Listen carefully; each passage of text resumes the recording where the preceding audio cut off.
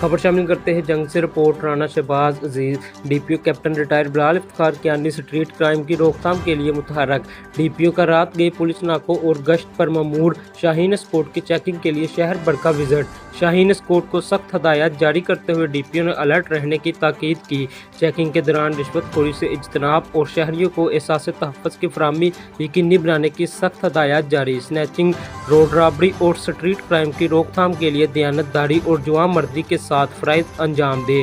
जिस बैट में वारदात होगी मुतल्लिका गश्त अफसर इसका जिम्मेदार और जवाबदेह होगा। डीपीओ जंग। शहरियों की जान और माल का तहफ़्फ़ुज़ हमारी अव्वलीन तरजीह है।